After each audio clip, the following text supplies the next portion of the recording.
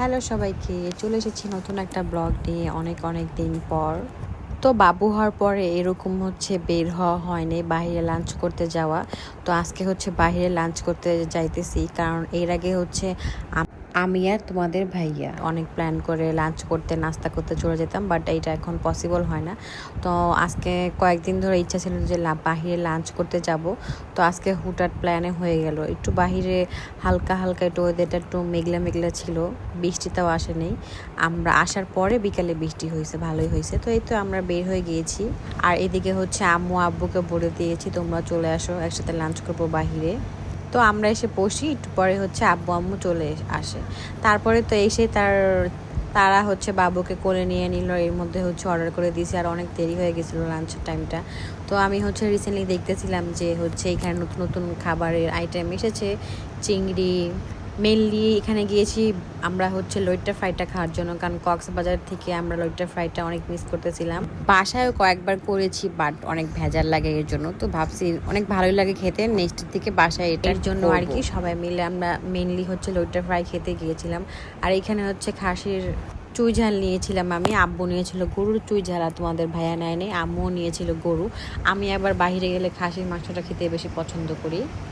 তো আমরা খেতে বসেছি।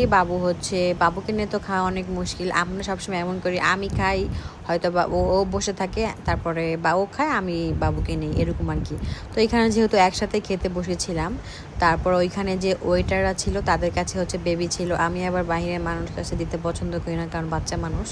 তো কি আর করা, খাওয়া দাওয়া করে শেষ করে বের হয়ে গিয়েছিলাম। এর মধ্যে তোমাদের ভাইয়া চলে যাচ্ছে বাবুকে নিয়ে, বাবু ঘুমা গেছিল। আর আমি একটু পার্লারে যাচ্ছিলাম, আমার একটু ব্রু প্লাগটা করা লাগবে, আর টুকিটাকি বাজার করব। এই জন্য আম্মুর সাথে আমার বাইরে বাজার করতে খুবই ভালো লাগে, কাঁচা বাজার। ওগুলোর আর ভিডিও করিনি, অনেক বাহিরে অনেকদিন পরে আর কি বাহিরে হাঁটাহাঁটি করলাম। আমার বাহিরে হাঁটাহাঁটি করতে খুবই পছন্দ, আর আম্মু আমার সাথেই বেশি হাঁটাহাঁটি করে বাহিরে। বাট অনেকদিন আর কি এরকম যাওয়া হয় না বাবুকে রেখে, এর জন্য। তো তার আব্বু তাকে নিয়ে বাসায় এসেছে, ওকে এসে বিছানায় শোয়াইছে, আর ঘুম শেষ, মানে এরকম। তো যাই হোক, কিছুক্ষণ বাইরে ছিলাম না, প্রায় 1 ঘন্টার মতো ছিলাম, তারপরে বাসায় চলে আসি। তোমাদের ভাইয়া এর মধ্যে বাহিরে গিয়েছিল, তারপর আমি বাবুকে নিয়ে বারান্দায় একটু হাঁটাহাঁটি করতেছি। ও আবার এখন বেশিক্ষণ শুয়ে থাকতে চায় না, সে ঘোরাঘুরি করবো। তারপরে বাবা চলে আসলো। তো আমি আসার সময় চিংড়ি মাছটা কিনে নিয়ে এসেছিলাম, আর লতিটা আগেই কাটা ছিল, আপা কেটে রেখে দিয়েছিল। তো ওইটা রান্না করলাম। রেডি করা থাকলে রান্না করতে বেশিক্ষণ লাগে না। এই তো বাবুকে নিয়ে দাঁড়িয়ে আছি, চলে আসলাম একটু রান্নাঘরে, কারণ এখন চা বানিয়ে খাবো। আর তোমাদের কাদের বাবু কিভাবে ঘুমায় একটু জানিও তো। আমার বাবু তো দিনে একদমই ঘুমাতে চায় না, রাতে একটু ঘুমায়। দিনে ঘুমালেও আধা ঘন্টার বেশি না। এই তো এর মধ্যে আমার চাটা হয়ে গিয়েছে।